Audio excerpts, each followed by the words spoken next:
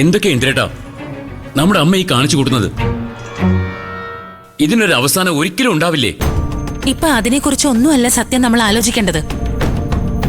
ആ ആഭരണങ്ങളുമായിട്ട് അമ്മ എങ്ങോട്ടാ പോയെന്ന് അന്വേഷിക്കേണ്ടത്. വല്ലാതെ മാനം കെട്ട അവസ്ഥയിലായിരുന്നു അമ്മ. ഞങ്ങള് വിചാരിച്ചത് അമ്മ നേരെ എങ്ങോട്ടേക്കായിരിക്കും വരുന്നെന്നാ. അമ്മ ഇവിടേക്ക് വരാത്ത സ്ഥിതിക്ക് സച്ചി സാറിന്റെ വീട്ടിൽ പോയി കാണുമെന്ന് എന്റെ പേടി. ഏയ്, അവിടെ ചെന്ന് വീണ്ടും നാണംകിടാൻ അമ്മ എന്തായാലും നിൽക്കില്ല. എന്തിനും അമ്മയ്ക്ക് കൂട്ടി നിൽക്കുന്ന ഒരുത്തിയുണ്ടല്ലോ, ഹർഷ. അവിടെ ചെന്ന് ഒളിച്ചു കാണുമായിരിക്കും. എന്തായാലും മുക്കുകൊണ്ടം പണയം വെച്ചതിന് ജയിലിൽ പോവേണ്ടി വന്നില്ലല്ലോ. ഈ തിരിച്ചടിയെങ്കിലും ആന്റി ഒരു പാഠമാക്കി എടുത്താൽ മതിയായിരുന്നു. അങ്ങനെ ഒരു പ്രതീക്ഷയൊന്നും വേണ്ട ശ്യാം.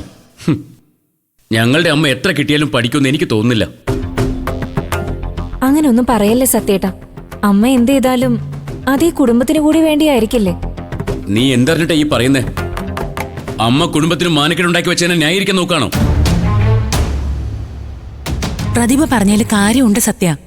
അമ്മ സച്ചി സാറിന്റെ കയ്യിൽ നിന്ന് വാങ്ങിയ സ്വർണം തിരിച്ചു കൊടുക്കാതിരുന്നത് അമ്മയ്ക്ക് വേണ്ടി മാത്രമായിരുന്നു എന്ന് ആരും പറയില്ല. അല്ലെങ്കിലും അമ്മയ്ക്ക് എന്തിനാ അത്രയും സ്വർണം? ഇതിന്റെ അവകാശികളും മക്കളല്ലേ? ഇത് പുറത്തറിഞ്ഞ നാട്ടുകാര് പറയുന്നത് അമ്മ മക്കൾക്ക് വേണ്ടി ചെയ്തതാണെന്ന് തന്നെയായിരിക്കും. ഇല്ല, ഇനി ആരും ഇത് അറിയാനൊന്നും പോകുന്നില്ല. നമ്മളായിട്ട് ആരെ അറിയിക്കാതിരുന്നാ മതി. ആന്റിയെ പോലീസ് അറസ്റ്റ് ചെയ്തുകൊണ്ട് പോകുന്നത് ഇന്ദ്രേട്ടനും അനുചേച്ചിയും കണ്ടത് ഭാഗ്യായി. അല്ലെങ്കിൽ ഇങ്ങനൊന്നും ആയിരുന്നില്ല നടക്കുക. ഈ കേസിൽ അമ്മയൊന്ന് പെടണമായിരുന്നു, എങ്കിലൊരു പാഠം പഠിച്ചേന. നീ എന്താ സോനി പറയുന്നേ? നമ്മുടെ അമ്മ ജയിലിൽ കിടക്കണമായിരുന്നു എന്നാ?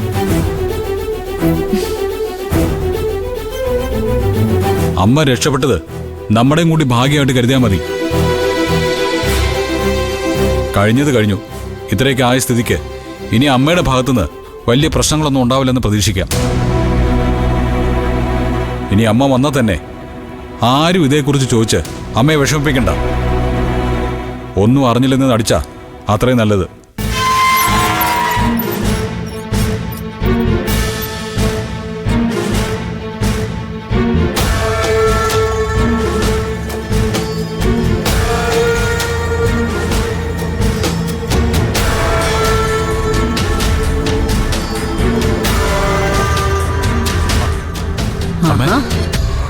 എല്ലാരും ഉണ്ടല്ലോ.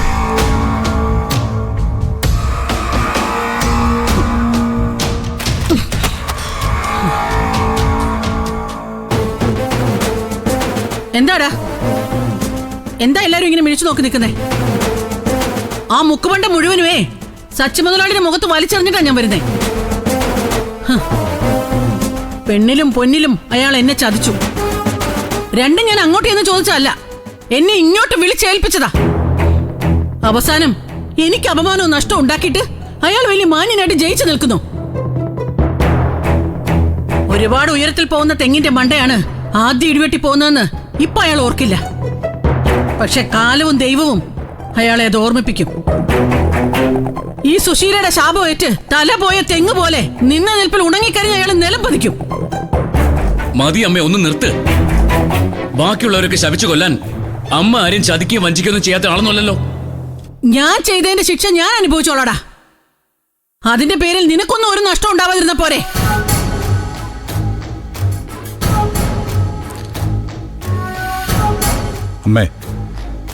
അമ്മ എന്തായാലും സച്ചി സാറിനെ പോയി കണ്ട് ഇടപാടെല്ലാം തീർത്തില്ലേ? അതെന്തായാലും നന്നായി. ഇനി ആ കുടുംബമായിട്ട് നമുക്കൊരു ബന്ധമില്ലെന്ന് കരുതിയാ പോരെ? അങ്ങനെ കരുതാറായിട്ടില്ലടാ മോനെ ഇന്ദ്ര.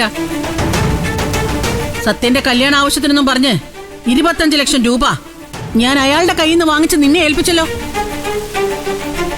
ആ പണവും കൂടി തിരിച്ചു കൊടുത്താലേ ഇടപാട് തീർന്നു എന്ന് പറയാൻ പറ്റൂ.